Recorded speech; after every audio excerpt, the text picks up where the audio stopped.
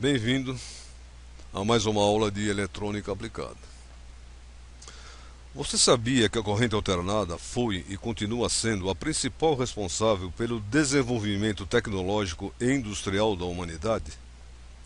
Nesta aula, você irá conhecer os princípios das máquinas de corrente alternada e o comportamento da tensão e da corrente alternadas nos sistemas elétricos de potência.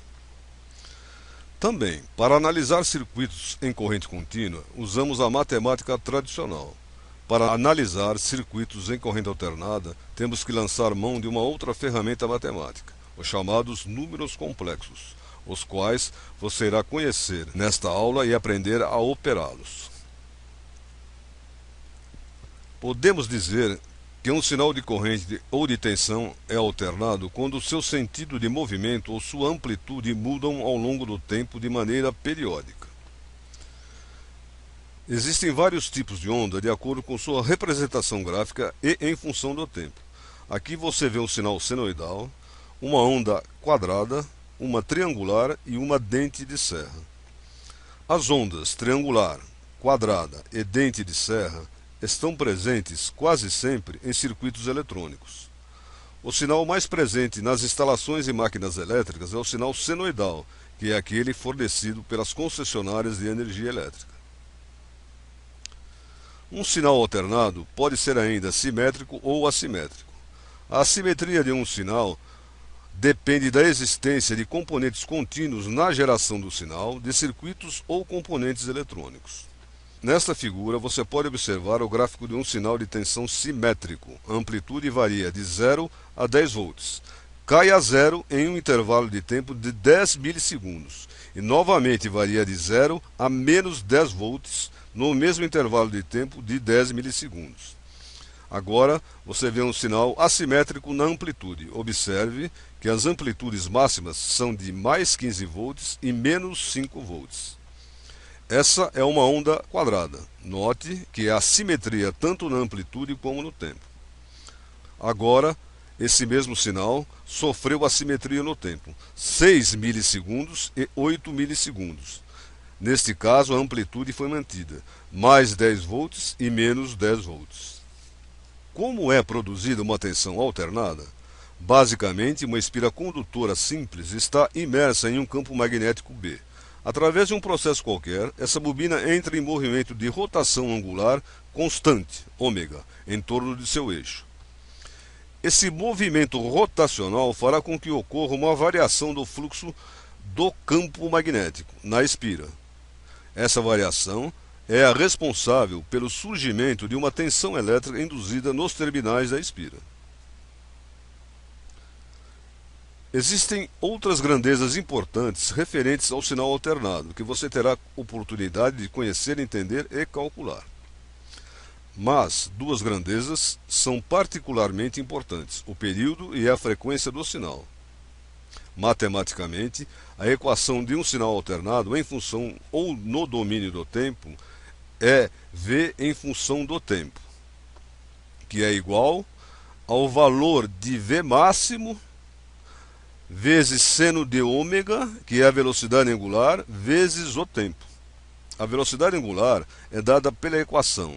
Ômega é igual a 2 vezes π dividido pelo período t. O tempo para que a espira dê uma volta completa, ou seja, o tempo de realização de um ciclo completo do sinal, é chamado de período do sinal alternado. O número de ciclos do sinal que ocorre a cada segundo é a frequência do sinal alternado, e é calculada por frequência é igual a 1 sobre o período t, ou a frequência é o inverso do período. A frequência e o período são inversamente proporcionais. Quanto menor o período, maior será a frequência e vice-versa.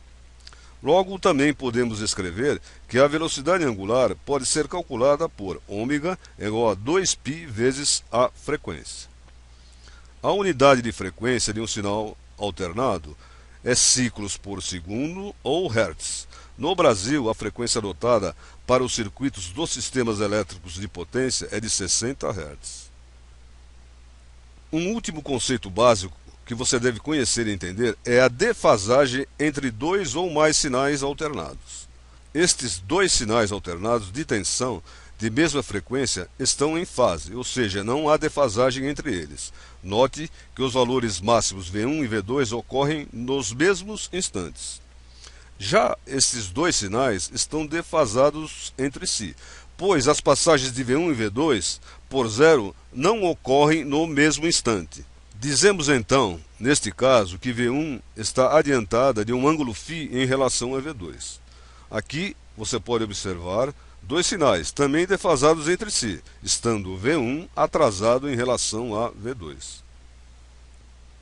Para analisar sinais alternados, além das equações no domínio do tempo ou da frequência, existem os diagramas fasoriais, mas a forma mais simples é a análise usando-se o recurso dos chamados números complexos, que veremos a seguir. O conjunto dos números complexos compreende todos os números reais e os números chamados imaginários.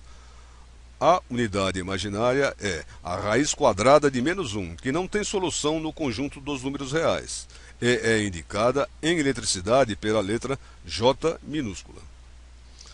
Para a representação de outros números imaginários, por exemplo, raiz quadrada de -4, ela vale raiz quadrada de -1 vezes raiz quadrada de 4, resultando um número imaginário J2. Os números complexos podem ser representados na forma cartesiana ou retangular e na forma trigonométrica ou polar.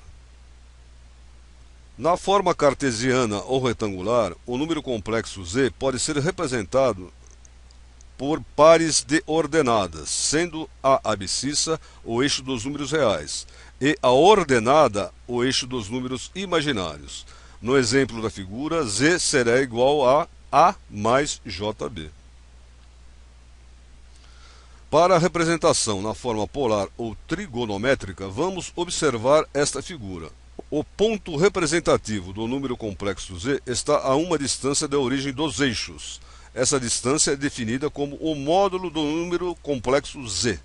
O ângulo φ entre o módulo z e o eixo dos números reais é positivo no sentido anti-horário. Podemos então representar o número complexo z na forma polar da seguinte maneira: z é igual ao módulo de z vezes o cosseno do ângulo φ, mais o módulo de z vezes o seno do mesmo ângulo φ. Para simplificar as operações, você pode adotar a forma polar do número complexo. A letra maiúscula z em vermelho se refere ao módulo do número complexo e a letra z minúscula se refere ao número complexo propriamente dito. O ângulo φ é chamado de argumento do número complexo. Você pode efetuar as principais operações com os números complexos. Para algumas é mais simples usar os números na forma cartesiana e para outros na forma polar. A soma e a subtração são operações que você deve trabalhar com os números na forma retangular. Veja este exemplo. Temos dois números complexos, Z1 e Z2, na forma retangular ou cartesiana.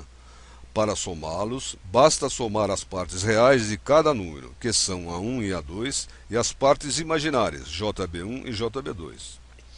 Para subtraí-los, procede-se da mesma forma, A1 menos A2 e JB1 menos JB2.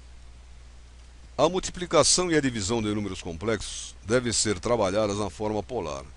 Na multiplicação, você deve multiplicar os módulos Z1 e Z2 e somar os argumentos, os ângulos. Na divisão, procede-se de maneira inversa. Você deve dividir os módulos e subtrair os argumentos. Bem, na aula de hoje nós vimos fundamentos de corrente alternada e também conhecemos os números complexos e as suas operações principais. Até a próxima.